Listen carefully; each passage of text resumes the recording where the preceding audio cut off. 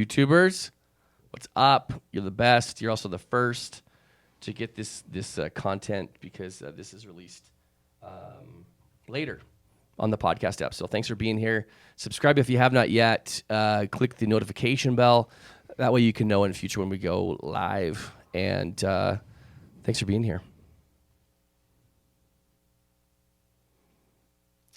Okay, it's something that I totally shouldn't be thinking, but when my spouse is suffering, what about me? Okay, let's review. If you haven't yet, hop over to iTunes. You can leave us, you can rate us and review us, and that helps people find this content more easily. So I'm going to start with this one. This is called "Ready for New Guests with the ... And it says, I've been listening to this podcast for over a year now. It's been really helpful for me, even though my husband isn't interested in recovery.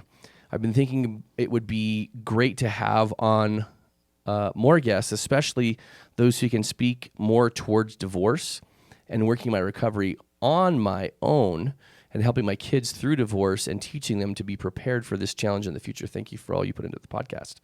That's I think a really that's an important review, I think, for us, because this is actually a topic, Brandon, that we've been discussing for more than a minute. She's reading our minds. Yeah. And we realize we haven't addressed divorce enough. And also getting other people's perspectives and guests and things like that. So we've been talking a lot about that, and I just appreciate the way that she gave us that feedback. Mm-hmm. And we hear you.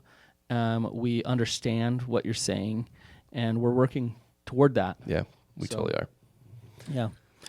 Okay, so when your partner is suffering, in a lot of ways, you feel a lot of emotion too. You feel a lot of things. You're going through a lot of things. And I know we should, that word should, sure, right? We should be selfless and supportive and just be able to just show up and give while they're suffering. But also, it can be hard. Yeah. It can be taxing. It can be wearing. And it can be difficult when you're kind of the one off to the side of the major suffering. Right? Yeah. And, Coby, you're kind of going through this. No, this is a really, I think, key topic, because last week Ashlynn talked about her dad passing and discussed the impact that it's had on her, and also discussed how it's kind of had ripple effects everywhere in life, right? Mm-hmm. So she was, her dad passed in Orange Beach, Alabama. They flew, she and her siblings flew out there. So 5 of them drove her mom back from there, and it was, over 1,800 miles, and it took days, and she was gone from the house literally like 8 days. I think by the time, no, it was longer than that, actually. I think it was like 10 days by the time they drove, by the time she left till they drove her out to where the funeral was held, and then back home. And I was playing Mr. Mom, right? And was totally happy to do that. I mean, that's just part of the thing. And oftentimes it's kind of hard in the relationship that I have with Ashlynn. She's so independent and she's so strong that it's not often that I can be there for her in meaningful ways, because she's just she's struggling. Yes, exactly, which is what it is, right? But that was a way that I could do that. But what's interesting is, even in that time, while she was gone, I was grieving the loss of my father-in-law, who was a father figure to me in every sense of the word. And my dad's still alive, and I look up to my dad for so many reasons. But it was still painful because I'd known him for over 20 years. I lost my father-in-law. And so I was juggling my own grief, the grief of Lucy and Ellie, my girls. But your own grief can almost seem selfish when Ashlynn just lost her father. Yeah, right? yeah. For sure. But you still have that grief. It's still there. I still have that grief. And that was actually really challenging. It was challenging to wrap my head around, because they were on the road RVing. And it was hard for me to process, but it was also challenging just to be dad. And a really good example of how this whole thing of dadding for Ash while she was gone was the fact she said, "Hey, will you take down the Christmas tree? So when I got home, Everything's good because he died 2 days after Christmas. And so she's like, if I know that the tree is down, then I can handle all the other stuff because we don't go, Griswold on Christmas decorations in our house. But I was like, yeah, I got that. I got it. And so I was like, you know what? I'm just going to take all the stuff down. But then when it actually came to it, Brandon, I totally couldn't do it. You didn't have the energy. You didn't have I didn't have the energy or the mental bandwidth to say, I've got to go get the tree, and then I've got to take all this other stuff down, and they go in individual boxes, and the box, And so I actually asked my neighbors, who were awesome, and they came over like no question, and were like, yeah, we'll totally help you. So, it was surprising for me that I was faced with that. I felt super inadequate. Right. That I needed help taking on Christmas. But then also just sharing that with Ashlynn, she was like, wait, seriously? Like, you needed help with that? And I was like, yes. And so there became this kind of growing, not pity party within me, but it was kind of like, wait, I totally know that you're hurting. You just lost your dad. And mind you, I've lost my mom, and I lost her 9 years ago. And so I can appreciate how challenging that is.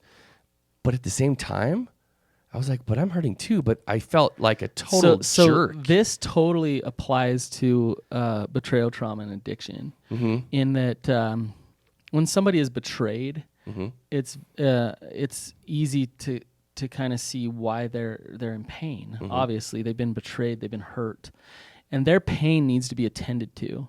It's really important that they get empathy, that they get space, that they go through a process of healing. But when I do intakes, when I meet with people day in and day out, I hear about the pain of the betrayal. And usually what we don't talk about is the pain that the addict is in. They're in a ton of pain, but they kind of don't have a leg to stand on to say, what about my pain? Because they have just betrayed and hurt their spouse, right? And it's not fair to the spouse who's just gone through betrayal trauma, who's just gone through something very traumatic, to have to in turn turn around and say, let me hold your pain right now.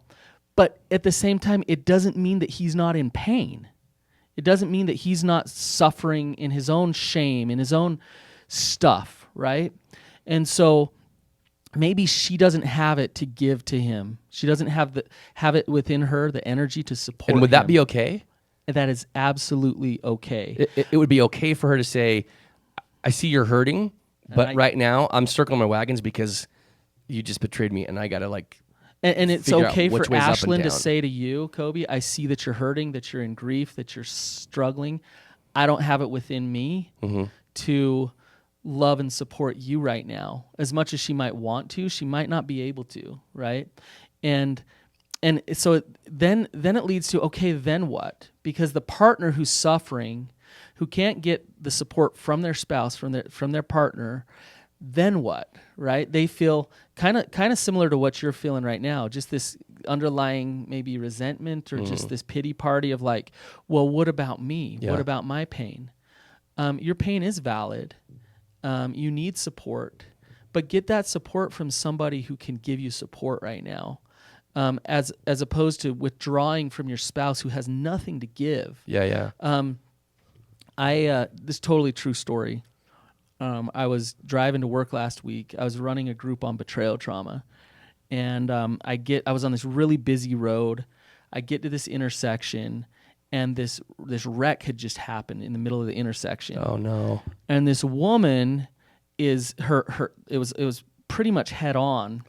This woman is like in her car, kind of. She opens the door and she's like hunched over and in pain and just like not breathing very well. And I have this group I have to go to, right? There's this group of 30 people waiting for me, and I'm like, forget that group right now. This woman, so I pull over to the other side of the road, and she actually walked to the other side of the road, and so I start yelling at her, "Are you okay? Are you okay?" And she couldn't talk. Oh, wow. And what was interesting to me is while this woman's in so much pain, she just got in a car accident. Don't say it. Don't say it. She just, all these people, honking like their horns, just tons of yelling. people, were annoyed by the accident. We're driving past her as fast as they possibly could while she's in the middle of the intersection in pain. Oh man. Why doesn't somebody stop and say, "Oh my gosh, you are suffering, you're hurt, Yeah. and I care about you, and I want to attend to you." And it's really hard when both people are in pain like that. You know what? There's no way she would have had the capacity to stop and give me empathy about being late to my group. Right. In that moment, like, oh my gosh, this is hard for you because, no, she was trying to breathe. Yeah. So both people's pain is valid, and you know what? The people who witnessed this accident, Yeah. maybe they had a hard time stopping because it was uncomfortable for them. And they were going through their own stuff and their own fears so they didn't know what to do, so they just kept driving, right? And that's kind of where they were at. There's a reason why it's hard to give support and hard to give help in those Now, moments. I've been those other people in the past who, if we're talking just using that as an analogy, I've been the person who has seen Ashlynn hurt in that crash. And I might have been driving the other car that caused the collision.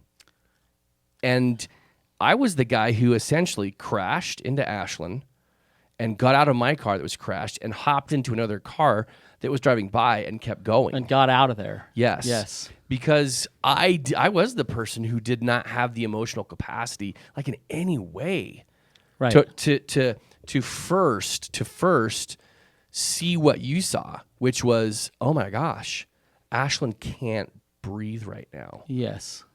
I couldn't get past my own lenses because I was so uncomfortable in that moment.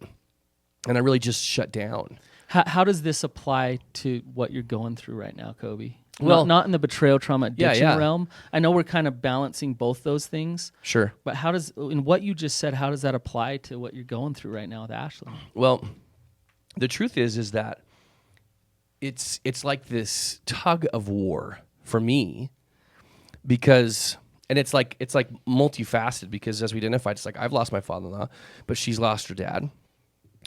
Am I justified in actually saying, hey, like, I'm grieving, like just had a little cry this morning with my daughter Ellie. Totally justified. And excuse me, and yet at the same time I've had those thoughts like, but it's her dad.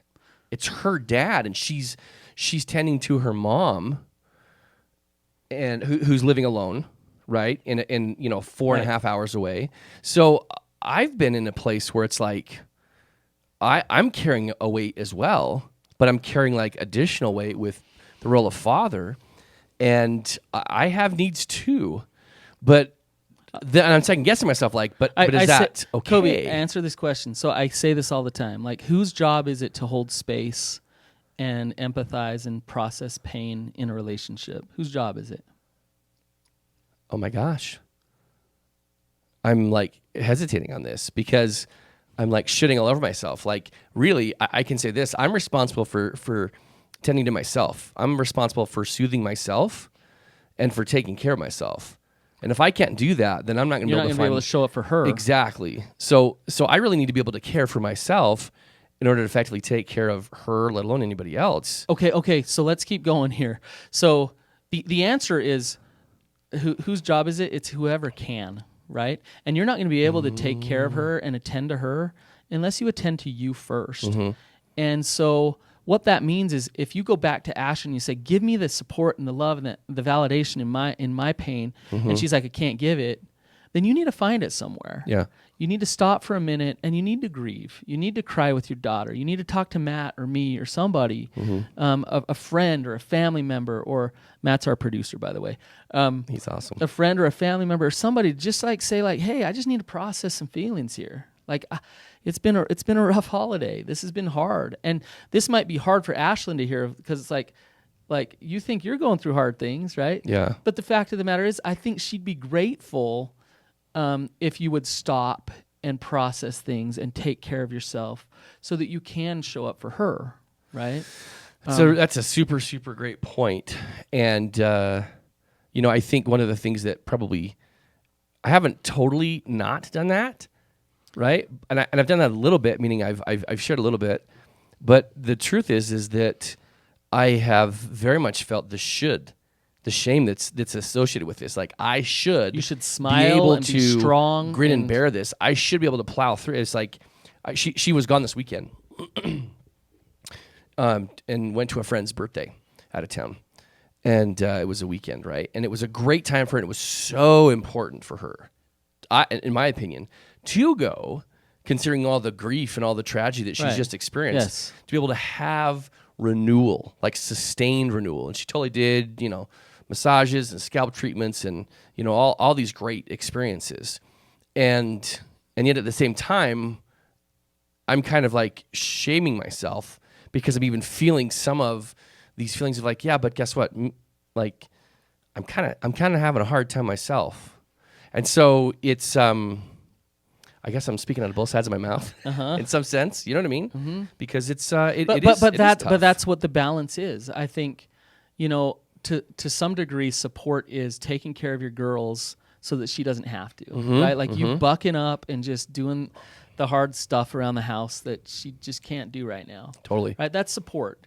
But support is also grieving with her. It's having that day where you're shut down and you're sad and she's sad and you're feeling that sadness together. And so it's not just being the tough guy, and it's that balance there that really helps a partner grieve. You're allowing her to feel what she needs to feel. Yeah. Yet you're also taking care of yourself enough that you have some to give back to her so that she can feel. And so what it's not is sacrificing yourself completely, not taking care of yourself, Right.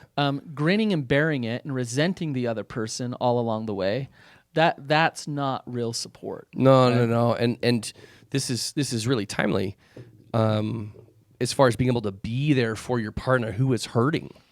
For me, even though I'm feeling emotions, this is really timely because what I'm really just hearing here is the reminder of I really have to be connected with myself enough to know what I need to do in order to speak my emotions in a healthy way to someone that I can trust that's not Ashlynn. Yes. But then also be in tune with myself enough to know what things will give me renewal so that I can continually show up for Ashlynn in the way that she needs. Yes.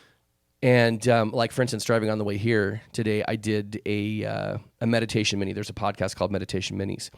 And I listened to one of those today on the way here, and it had me breathing deep. And so by the time I was getting on the freeway and 3/4 of the way here, I totally felt better. Yeah. Taking care of you. Yes. Saturday I just work out once a day, 30 minutes. But Saturday, it was, I was feeling enough emotion within me that I went and did a second workout. Right. Just for 25 taking care minutes. of you. But it was like, I have this emotion and I've got to have an outlet for it in a productive way. Absolutely. So here it is. Right. And so it's this is just a really interesting thing because I'm processing this obviously myself, but the parallels between this and a betrayal and addiction is just so it's like almost like a mirror image. Right. When both people are showing up saying it's my turn to hurt, then neither person is saying I care about your hurt. Right? Oh, yeah. So I see it all the time where a guy or the betrayer, whatever, will disclose something hard, like, and then expect the other person to really hold space for how hard it was for him to disclose that thing. Yeah. But at the same time, they're over there saying, "Ouch! Whoa! What you just disclosed just rocked my world. I can't give you space right now while you're hurting, while I'm hurting too." And that's where some outside support is really important. Oh man. No, that's a really great way of looking at it because I can remember many times in betrayal, right, just thinking and make no mistake on this, if you are the betrayed, you have and this is coming from the person who betrayed, you have every right and you have every right to be hurting and to be grieving. Yes. And to be in pain the way that you are. You have every right. And at the same time, remember that while you're hurting, the ripple effects will actually reach your partner, no matter, if this is man or woman, straight couple, gay couple, lesbian couple, whatever the case is, there are ripple effects in this pond, and it affects all parties involved. And I just did not give myself a chance because, like you said earlier, I didn't have a leg to stand on. So I was like, I've got no right to feel hurt here. Right. But because I dismissed that, I would oftentimes I would just nosedive into just victim mode. Right. And then that would bring up the entitled part, like the entitled narrative. I'm entitled to this because she's so mean, or she's so this way or that way, and who's taking care of me? That always led me to victim mode, which led me back to I'm entitled to act out this way because right. of how I'm being treated. Yes. Completely 100%. This isn't an easy one. This is a life issue that spans so many spectrums, doesn't it? Well, I would say that this is, when it comes to connection in pain, and when it's really, really difficult, like you're having a really hard time and it's leading to resentment, and it's a good time for a third party, for a therapist, for a good friend, for somebody to be there to just say like, hey, when a third party's there and they say your pain's valid and your pain's valid too. Yeah. And it's okay that you're both feeling what you're feeling. Yeah.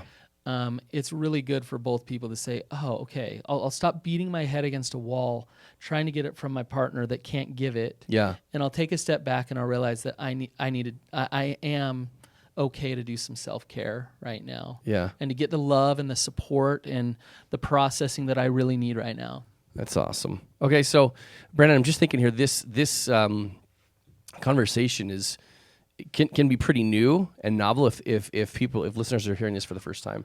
So I'm thinking what probably ought to be appropriate is to do a deep dive where you and I can model what this could look like. Yeah, I have specific tips and tools and tricks on how to step into pain with your partner, how to listen, how to be boundaried if you need to take a break, and you work on yourself first so that you can do that with your partner. Okay, so we're going to deep dive on that. That deep dive is going to live over on our Patreon site. You can go to patreon.com and search Betrayed Addicted Expert, and that's where this will live, because this is this is part of the thing why we have this podcast is we want to help, we want to share experiences, real life experiences, and be vulnerable that way.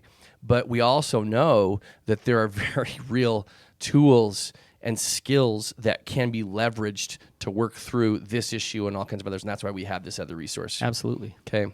Guys, if you haven't yet, please hop over, rate and review. Love to hear from you. For those of you who have been here, we're just glad that you're listening. And remember, this episode in particular can be shared with people no matter what their experience is, and definitely can be shared outside with people outside of the arena of betrayal and addiction. And as far as social media is concerned, Brannon? Check us out, Instagram at recovery _ coaches on Instagram, and then check out our YouTube channel as well and subscribe over there. Okay. Thanks, guys. See you guys.